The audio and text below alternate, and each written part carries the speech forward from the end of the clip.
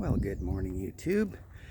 I'm here on Manitoulin Island on the Unorganized Township, basically western Manitoulin Island, Ontario, Canada. So what I'm trying to do here is do a self-build, just a small little 3 bedroom house, something that's affordable.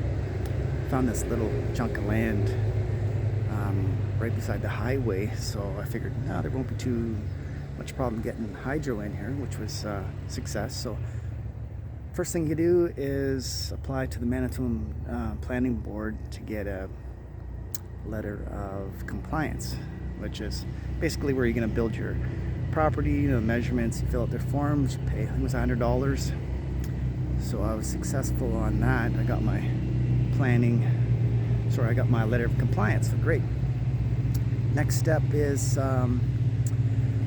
what I did was I used that letter of compliance to go to Hydro One and apply for power and have it trenched in. So I hired my own contractor to trench it and hired an electrician to install a pedestal. Once the pedestal was in and it was ready for a meter, Hydro One ran their line, so I paid for that Hydro One to bring it in to the pedestal and wire it so it's their wire. So it was reasonable.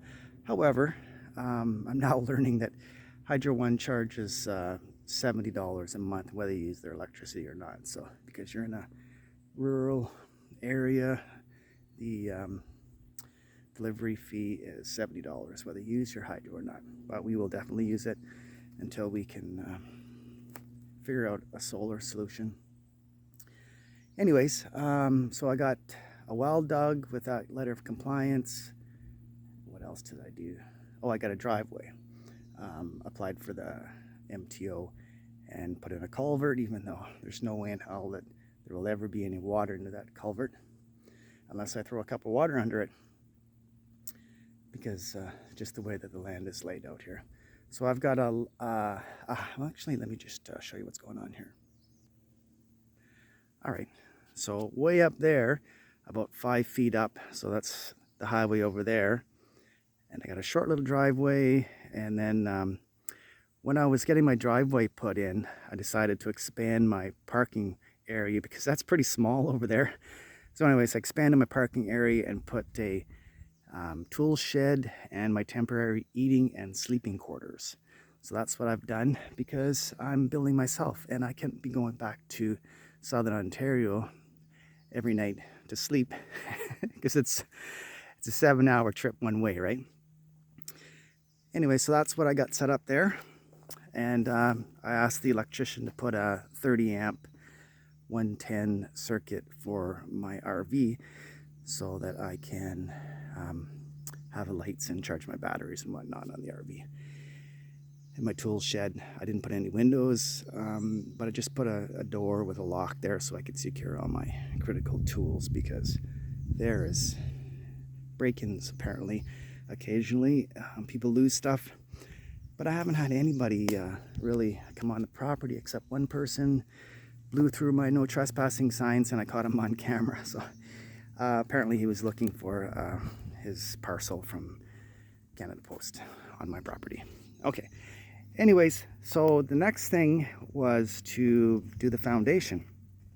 So the foundation is going to be a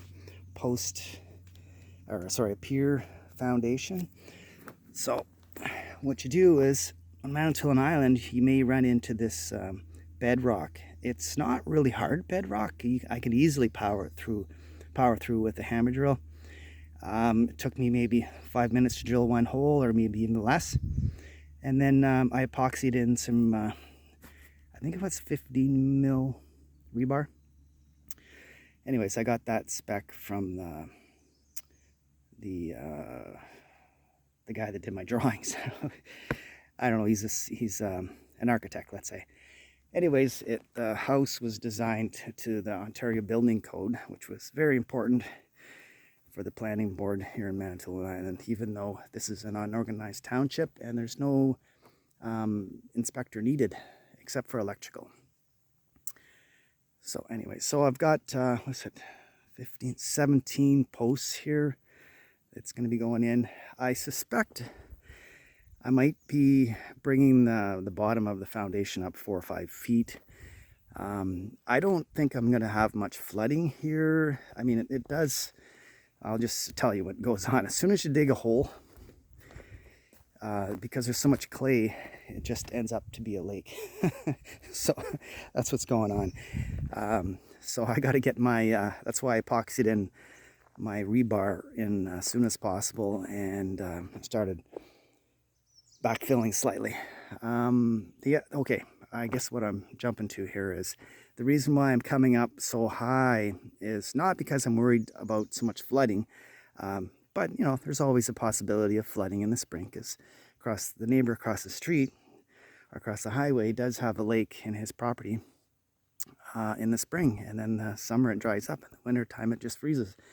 But anyways, the reason why I'm coming up so high is because I have a gray water system. So I'm going with a composting toilet, and the gray water system is sized for 2 sinks and a shower. So the gray water system is up at this level. I don't need to show you that, but anyways, it's just a couple of plastic barrels, 45-gallon drum barrels. But you use basically gravity to feed your gray water into those tanks. So in order to use gravity, you got to be up high enough. So yeah, I'll have to come up a little bit so I can have gravity fed gray water system. And it's about, I don't know, maybe 50 feet. Hopefully that doesn't freeze. Apparently, if you slope it, I think it's 1/4 inch per foot. Something like that. I'll have to look at the specs again, but it should never freeze. But some of these holes are quite deep. Like this one here is 5 feet. So you wouldn't want to fall down that hole. Yeah, it's quite... I hired an excavator for $1,000, and I'm so happy that I did. It just took a day. Like it was a hard day. I was scraping the bottom after he finished the hole, but it all lined up really well. This is the first time I've ever done anything like this, so I'm learning as I go. But I'm kind of using a plumb bob now to make sure that the big feet, those are 28-inch diameter big feet with 12-inch sonotubes that I'll be going with. I'm not going to come up completely with the sonotubes filled with concrete. I'll just come up a couple of, maybe 2 or 3 feet with those over there, and then the rest will be posts, like 6x6 posts. It's easier to adjust 6x6 timber than it is to adjust concrete.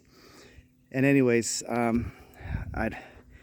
there's certain bracing that you can do with 6x6 crisscross, kind of a crisscross when you get the posts 6x6 vertical. So there's 3 rows, as you can see here. So I hope I haven't bored you, but that's my plan. I'm trying to cut costs by doing it myself, and I went to the local lumber yard here, just gave them my plans, and they quoted me with the materials, just framing materials, $56,000. That's including tax. That's roof and insulation, some doors and windows. You know, the interior walls. I can't remember if they put drywall in there. Hey, so I got a ballpark number. That's great. I was worried it was going to be more like 100, and that would just blow through my budget. Then I wouldn't be able to afford solar panels. So hopefully I don't exceed this $56,000 with the building materials. I'm thinking if I wait till, I mean, I'm not going to go out and buy all my lumber now because I have no place to store it. I mean, I got a really small driveway, and I've got to get a cement truck in here. So the cement truck can back in here. He's got some kind of conveyor system that can probably fill this side of the sonotubes, and then on the back here, they can come in here, and I'll just show you what's going back there, because It gets really soft in the non-summer season. So there's a trench here, and then over here is kind of a sand, and then there's clay under that, and it just, you try and get a vehicle in here in the spring, it gets really soggy. So yeah, it's pretty crazy. Anyways, thank you for watching, and tune in next time.